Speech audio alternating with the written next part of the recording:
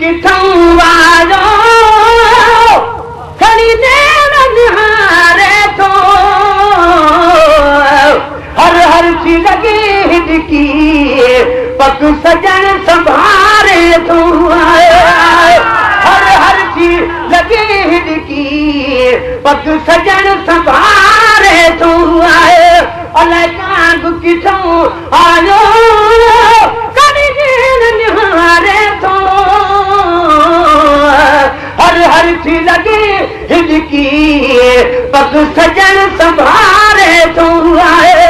हर सी लगे हिडकी पग सजन संभारे थो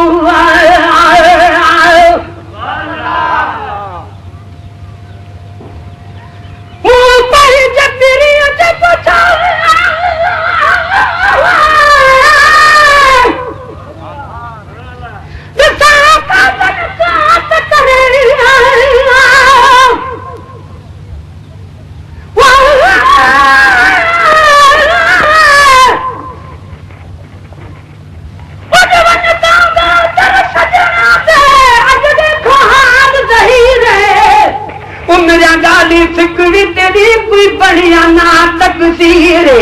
मरवी वे था तेरी बात बसे समा मैं तरह सा दामन गिरे ईद जमन ता उही रे सा जन मिल सम पीर फरीद आए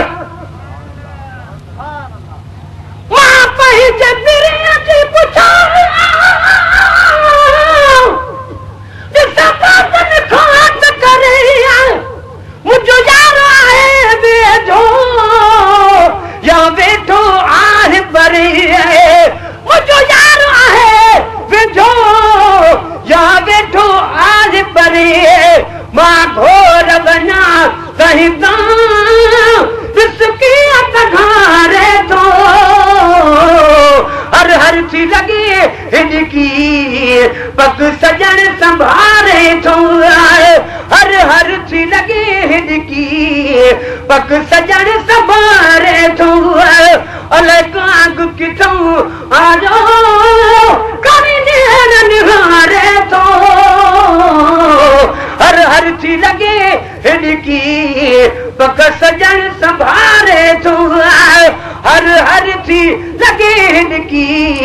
पग सजन संभारे थो मां सच को वना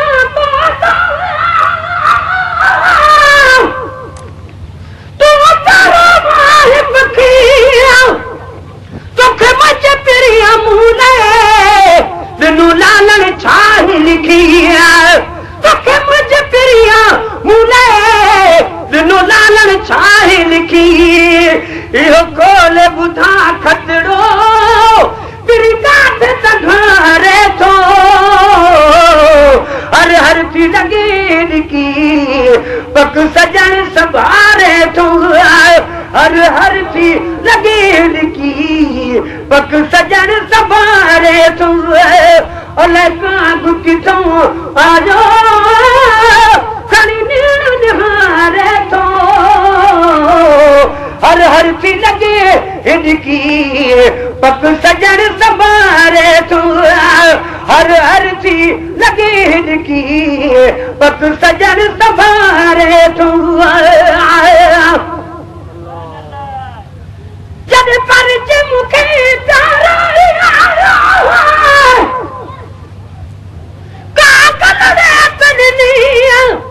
दिल जा भी थी दिल के आस बिलाह बुनी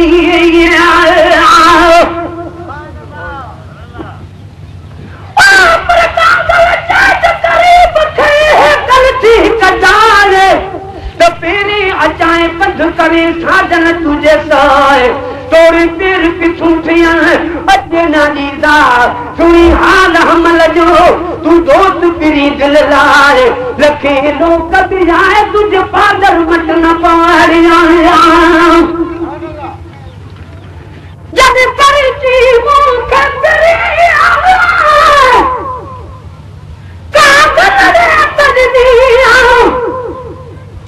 दिल जाए थी दिल के आस बिलाल पुनी दिल सबराल कुनिया पैगाम पढ़ी मुझे दिल है वखारे तो हर सी लगे की पग सजन संभारे तू हर सी लगे की पग सजन संभारे तू अलग किथों आजो करी निहारे तो हर सी लगे की पग सजन संभारे तू गुलाम शबीर जा तो खरा दूर करिया जेके आज न अग में से पासे सूर करिया जेके आज न अग में से पासे सूर करिए गम को दरिया तलही खुशियन में गुजारे तो हर चीज लगी की पग सजन संभारे तू हर चीज लगी की